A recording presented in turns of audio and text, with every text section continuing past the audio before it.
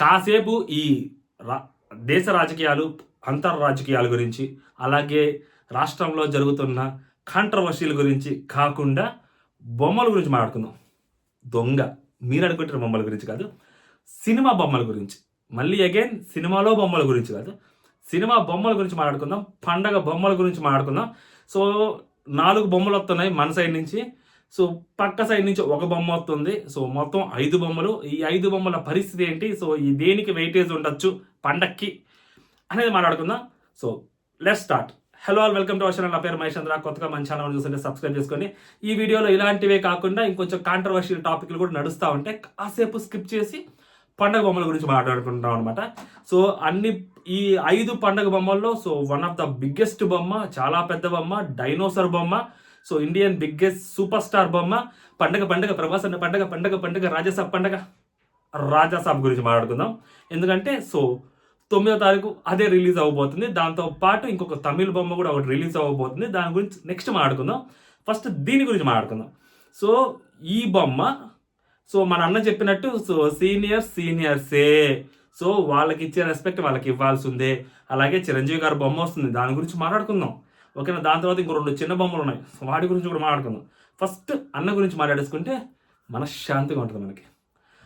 Raja Saab. So Baahubali తర్వాత అన్న 3 సినిమాలు చేశాడు. సాహో సినిమా కానీ, నెక్స్ట్ వచ్చేసరికి రాధేశ్యామ్ కానీ, ఆ తర్వాత ఆడి కనిపిస్తే మాత్రం కుక్కర్ కొట్టాలా అండి, ఆడి కనిపించట్లేదు అంటే ఓం రావుతో ఆడి సినిమా ఒకటి తీశాడు. దాని తర్వాత మా అందరి ఫేవరెట్, సో ఇప్పటికి కూడా చాలా మంది ఇప్పటికి నెట్ఫ్లిక్స్లో కాటేరమ్మ ఫైట్ యూట్యూబ్లో మన కోసమే పెట్టారు. యూట్యూబ్లో కాటేరమ్మ ఫైట్ అది చూసి కానీ రాత్రి కూడా పడుకోం మనం. సో మన కోసం దేవుడిలాగా పంపించారు మన నీళ్ళు మావని, సో బొగ్గు మావని. సో మా కోసం ఫీస్ట్ ఇచ్చాడనమాట. సో దాని తర్వాత వస్తున్న బొమ్మ యాక్చువల్లీ సలార్ 2 కల్కి కూడా వచ్చింది కదా, మర్చిపోయా. సో కల్కి తర్వాత వస్తున్న బొమ్మ. కల్కి 2 కోసం, సలార్ 2 కోసం వెయిట్ చేస్తున్న టైంలో ఎక్కడి నుంచో వచ్చిన ప్రాజెక్ట్ అనమాట ఇది. సో అన్న చేతిలోకి వచ్చింది. సో ఈ ప్రాజెక్ట్ పరిస్థితి ఏంటంటే, సో ట్రైలర్ చూసాము, out and out. So Maruthi garu మామూలుగా కూడా కాదనమాట. సో ఫుల్ ఆన్ ఎంటర్టైన్మెంట్ ఉండబోతుంది, నెక్స్ట్ లెవెల్ ఉండబోతుందని భలే నమ్మకం ఉందనమాట.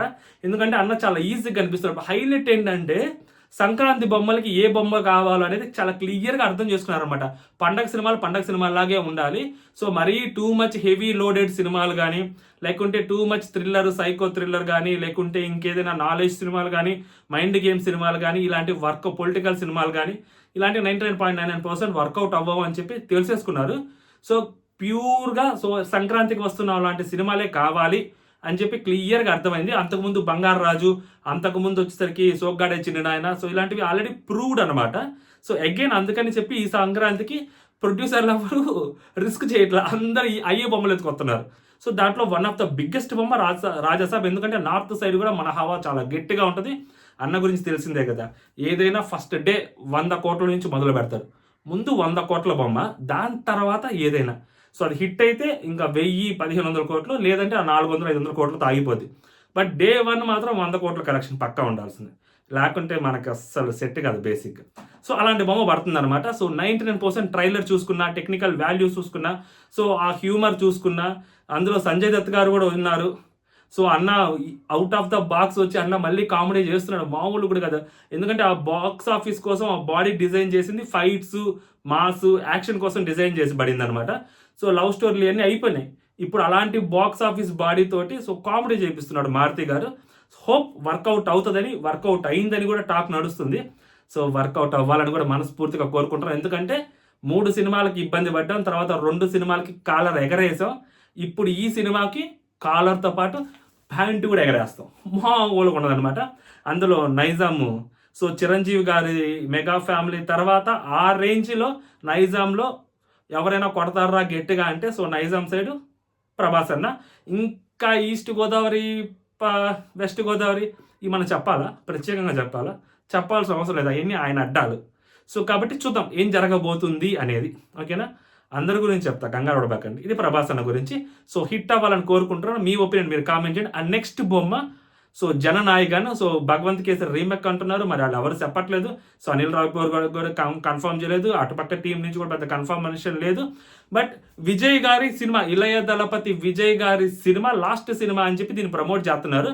ఫస్ట్ లాస్ట్ సినిమా అయితే కాదు, ఎందుకంటే ఆయన పాలిటిక్స్లోకి వెళ్తున్నారు కాబట్టి లాస్ట్ సినిమా అని చెప్పి ఆయన ప్రమోట్ చేసుకుంటున్నారు. దానికి తగ్గట్టే కలెక్షన్లు కూడా వస్తాయి.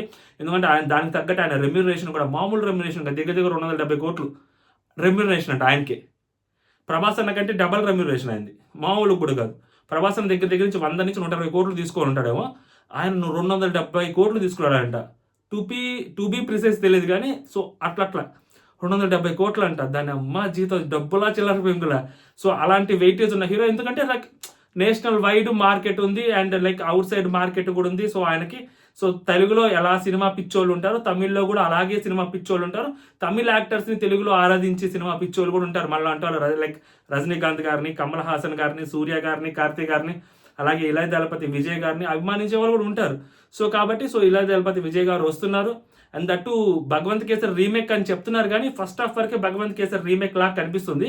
భగవంత్ కేసర్ రీమేక్తో పాటు ఆయన పొలిటికల్కి సంబంధించిన కొన్ని ఇష్యూస్ని కూడా ఇంక్లూడ్ చేసి, ఎక్కడైతే భగవంత్ కేసర్లో చాలా మైన్యూట్గా చూపించారో పొలిటికల్ది, సో ఇక్కడ చాలా లార్జర్ వేలో చూపించబోతున్నట్టున్నారు. దానికి తగ్గట్టే డైలాగ్స్ ఉండబోతున్నాయి. సో లైక్ మనం లెజెండ్ సినిమాలో చూసుకుంటే క్లైమాక్స్లో డైలాగులు ఉంటాయి కదా. సో బాలకృష్ణ గారు ఎమ్మెల్యేస్ అందరినీ పిలిపించుకొని డైలాగ్స్ చెప్తారు కదా. సో కైండ్ ఆఫ్ అలాగే ఉన్నట్టుంది సినిమా. సో దాన్ని కూడా కొంచెం ఎంతకు యాడ్ చేసినట్టు అనిపిస్తున్నారు. పక్కా రీమేక్ బొమ్మ. సో ఇక్కడ దిల్ రాజు గారు దీన్ని డిస్ట్రిబ్యూషన్ తీసుకుంటున్నారు, అందుకనే థియేటర్లు కూడా ఎక్కడ దొరకట్లేదు. సేమ్ టైంలో వస్తుంది బొమ్మ రాజాసాబ్తో పాటు. థియేటర్స్ కూడా చాలా తక్కువ దొరుకుతున్నాయి. దిల్ రాజు మామూలు వెయ్యాల. అప్పుడు 2025లో ఏం చెప్పాడు, అనవసరంగా నా మీదకి వస్తున్నారు, నా బొమ్మ నేను దూరం పెట్టాను, వారసుడు సినిమా 2025 2024 బొమ్మ. సో దూరం పెట్టానని చెప్పి మళ్ళీ అదే బొమ్మ తీసుకొచ్చుకోడు. తెలుగు సినిమా తెలుగు ప్రేక్షకులు ఏడకి సావాలి మేము, ఆడుతుంటాయి. మా పరిస్థితి ఏందేడా? మాకు ఎన్ని తక్కువ స్క్రీన్లు ఇస్తారు తెలుసా? తమిళనాడులో 100 స్క్రీన్లు ఉంటే కనీసం ఒక 10 స్క్రీన్లు కూడా గట్టికిస్తారో లేదు. మొత్తం నైజాం మొత్తం ఆయన చేతిలో ఉంటుంది కాబట్టి మొత్తం అటు పోతా ఉందన్నమాట. బొమ్మలకు అన్యాయం జరగదు. తెలుగు బొమ్మలకు అన్యాయం జరిగితే తట్టుకోలేము అసలు మనం. దట్టు ప్రభాస్ అన్న సినిమా జననాయకన్ రీమేక్ మూవీ, తక్కువ మంది వెళ్తారు. అఫ్కోర్స్ ఫస్ట్ డే ఉంటుంది. సో డిస్ట్రిబ్యూషన్ తీసుకున్నారు కాబట్టి మొత్తం దొబ్బేసుకుందాం అనుకుంటారు. దాని తర్వాత యాజ్ యూజువల్ సో థియేటర్లు అన్నీ తగ్గిపోతాయి. సో వేరే బొమ్మలకి వెళ్ళిపోతూ ఉంటారండి. అది న్యాచురల్ థింగే. ఎందుకంటే భగవంత్ కేసర్ రీమేక్ భగవంత్ కేసర్ ఆల్రెడీ చాలా మంది చూసేస్తున్నారు. విజయ్ ఫ్యాన్స్ కూడా సో తమిళ వాళ్ళు, సో తమిళ్ అండ్ విజయ్ అని ఇష్టపడే వాళ్ళు కూడా సో హైదరాబాద్లో సో ఇటు పక్క ఎక్కువగా ఉన్నారు కాబట్టి సో ఎంతో కొంత చూసే వాళ్ళు ఉంటారు, చూస్తారేమో. ఇది అయిపోయింది. దాని తర్వాత బాస్ ఈజ్ బ్యాక్. చిరంజీవి గారి బొమ్మ. చిరంజీవి గారు సంక్రాంతి పండగ మామూలు విషయం కాదు అసలు. అది ఎందుకు మామూలు విషయం కాదు అంటే, సో చిరంజీవి గారు సెకండ్ ఇన్నింగ్ స్టార్ట్ చేసిన తరువాత వచ్చిన ఫస్ట్ సినిమా కూడా సంక్రాంతి పండగ టైంలోనే వచ్చింది, ఖైదీ నెంబర్ 150. సో దాని తర్వాత సో అక్కడి నుంచి ఇప్పటి వరకు ఆయన చేసిన సినిమాల్లో బిగ్గెస్ట్ హిట్ అయిన సినిమా.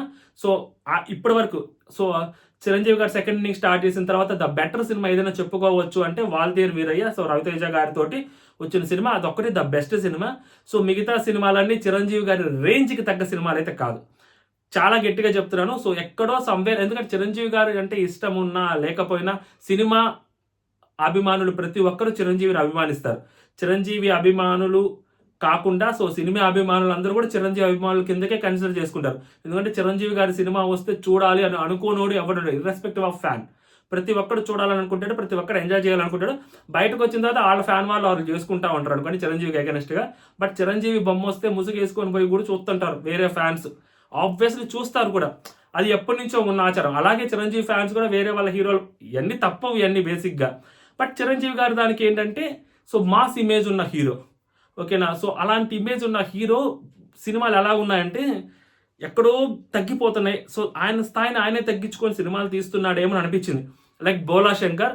సో థియేటర్లోకి వెళ్ళి ఒక్కసారి కూడా అరవకుండా బయటకు వచ్చిన సినిమా ఏదైతే ఉందో అది దట్టు చిరంజీవి గారి సినిమా. ఆచార్య, బోలా శంకర్, ఈ ఇంకోటేంటి గాడ్ ఫాదర్. సో ఇలాంటి సినిమాలు థియేటర్లోకి వెళ్ళి చిరంజీవి గారి సినిమాకి అరవకుండా బయటకు వచ్చిన సినిమాలు చాలా బాధ ఉంటుంది. సగటు సినిమా అభిమానిగా ఎక్కడో చాలా బాధ ఉంటుంది. బట్ వాల్తేరు వీరయ్య అలా కాదు, మంచి బూస్ట్ ఇచ్చింది. మంచి ఎమోషనల్ మూమెంట్స్ ఉన్నాయి, మంచి మాస్ మూమెంట్స్ ఉన్నాయి, మంచి సినిమాటిక్ మూమెంట్స్ ఉన్నాయి, విజిల్ మూమెంట్స్ ఉన్నాయి, అలా ఉన్నాయన్నమాట.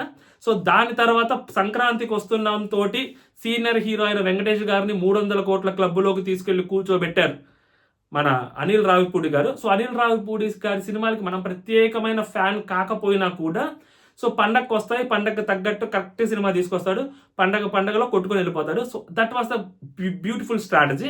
లాస్ట్ టైము ఆ ప్రమోషన్స్, ఆ సాంగ్ అది వర్కౌట్ అయింది గోదావరి గట్టు మీద. సో ఇప్పుడు వచ్చేసరికి చిరంజీవి గారి మాస్ ఇమేజ్, చిరంజీవి గారిలో సో మాస్, డ్యాన్స్, ఆ గ్రేసుతో కంటే ఎక్కువగా చిరంజీవి గారి కామెడీ టైమింగ్ ఇష్టపడతారు.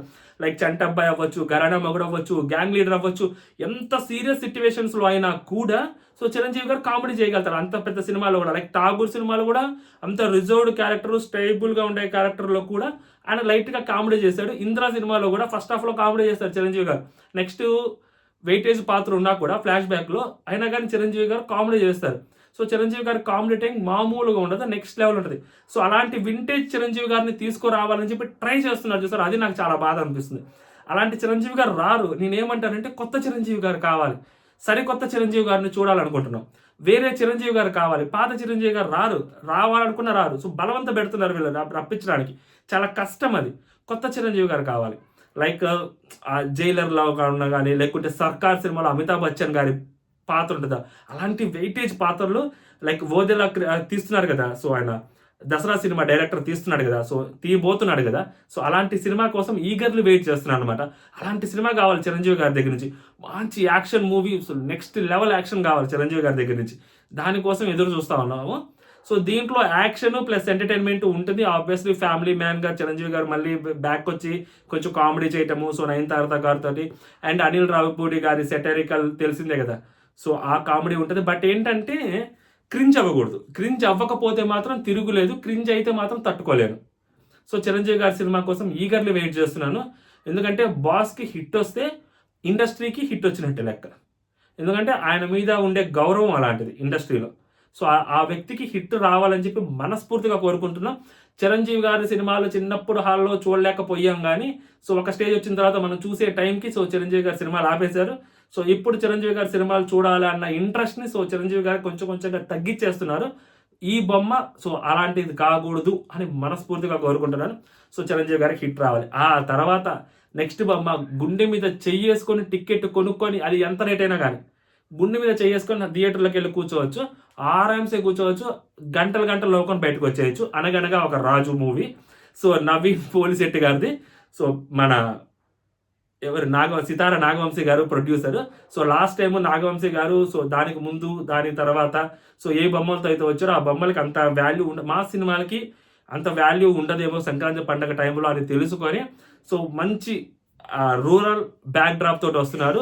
సో అందులో భీమవరము, పశ్చిమ గోదావరి, తూర్పు గోదావరి, నరసాపురము అక్కడ జరిగిన సినిమా. సో అక్కడ రిలేటెడ్ సినిమా అనమాట. నవీన్ పోలిశెట్టి గారి గురించి మనం ఎక్కువ మాట్లాడుకోవాల్సిన అవసరం లేదు. He's the gem of the guy. ఖచ్చితంగా నవ్వుపిస్తారు. సో అసలు నవీన్ పోలిశెట్టి గారి ఫేస్ చూస్తే నవ్వు వచ్చేస్తుంది obviously.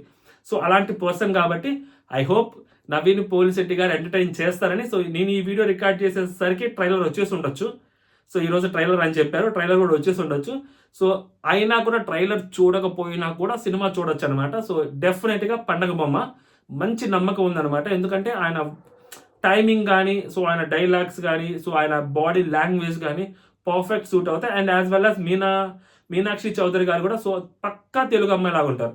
So western dress, so normal మన ట్రెడిషనల్ డ్రెస్, ఏ డ్రెస్లో అయినా కానీ, ఎలాంటి అవుట్ఫిట్లో అయినా కానీ సో నెక్స్ట్ లెవెల్ ఉంటారనమాట మీనాక్షి చౌదరి గారు. సో పర్ఫెక్ట్ కాంబినేషన్, సో పర్ఫెక్ట్గా ఉండబోతుంది. సో టీజర్స్ చూసినా కానీ, అంటే ప్రమోషన్స్ కూడా కొంచెం గట్టిగానే చేస్తారు కాబట్టి మన తెలుగు హీరోలు, పెద్ద హీరోలు కొంచెం ప్రమోషన్స్ చేయడానికి కొంచెం తక్కువ ఉంటాయి. ప్రభాస్ అన్న మరీ అసలు ఏదో సందీప్ రెడ్డి వంగ గారికి ఒక్క ఇంటర్వ్యూ ఇచ్చినట్టున్నారు. సో స్పీడ్ సినిమా ఉంది కాబట్టి అదే షూటింగ్ లొకేషన్లో కానీ చేసినట్టున్నారు. కొంచెం మనోడు తెలిసిందే కదా ఇంట్రోవర్ట్.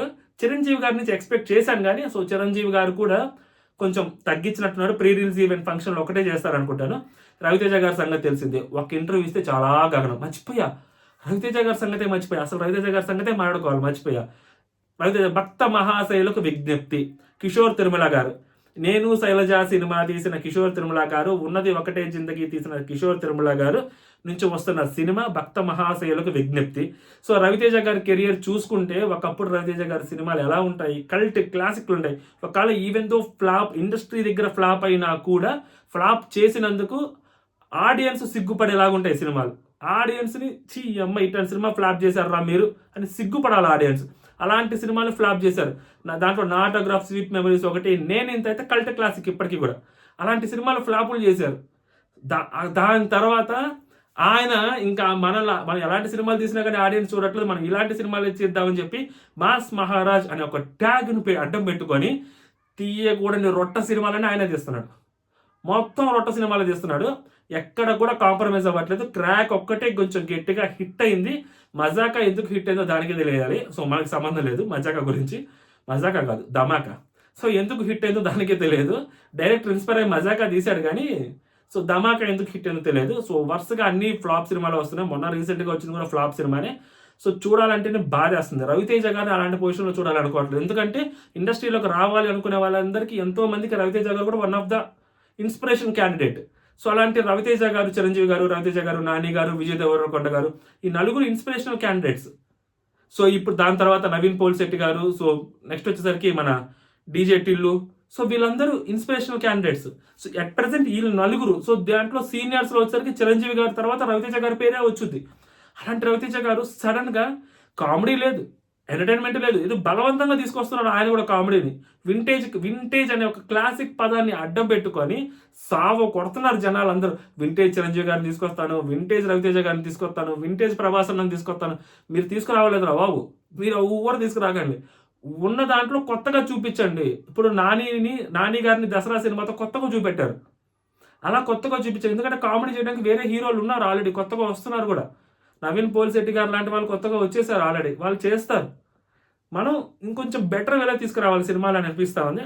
బట్ ఐ హోప్ పండగ బొమ్మలన్నీ హిట్ అవ్వాలి, రాజాసాబ్ ఎక్కువ హిట్ అవ్వాలి. సో రాజాసాబ్తో పాటు మిగిలిన సినిమాలన్నీ హిట్ అవ్వాలి. ఇంకొక సినిమా కూడా వస్తుంది, మర్చిపోయాను, శర్వానంద్ గారి సినిమా వస్తుంది, నారి నారి నడబంపు నారి. ద లెజెండరీ బాలయ్య బాబు గారి టైటిల్ పెట్టుకొని వస్తున్నారు. నేను మై బెస్ట్ ఫేవరెట్ మూవీ అనమాట నారి నారి నడబంపు నారి సినిమా. నిరోష గారు కానీ, శోభన గారు కానీ, ఆ సినిమా మామూలుగా ఉండదు. ఊర్వశి శారద గారు నెక్స్ట్ లెవెల్ ఉంటుంది ఆ పాత సినిమా బాలయ్య బాబుది. సో చూడని వాళ్ళు ఎవరైనా చూడండి, అద్భుతమైన సినిమా అసలు అది. దాన్ని బేస్ చేసుకొని బృందావన సినిమా వచ్చింది, అలాంటి చాలా సినిమాలు వచ్చాయి కానీ but next level cinema Nari Nari నడబంపు Nari. So అదే టైటిల్ తోటి వస్తున్నారు శర్వానంద్ గారు. శర్వానంద్ గారికి కూడా హిట్లు లేవు. సో వరుసగా అన్ని ఫ్లాప్లే పడుతూ ఉన్నాయి. సో ఆయన కెరియర్ కూడా కొంచెం డైలమాలోకి వచ్చింది. ఎందుకంటే ఆయన మిగిలిన నవీన్ పోల్శెట్టి గారు, డీజే టిల్లు వీళ్ళతో పోల్చుకుంటే ఆయన పెద్ద హీరో వాళ్ళతో పోల్చుకుంటే. బట్ ఆయనకున్న మార్కెట్ కంటే వీళ్ళ మార్కెటే కొంచెం ఎక్కువగా ఉంది. బికాస్ ఆఫ్ ఆయనకి అన్ని ఫ్లాప్లే వస్తూ ఉన్నాయి. ఆయన తీసే సినిమాలు కూడా చాలా వరకు క్రింజ్ ఉంటున్నాయి.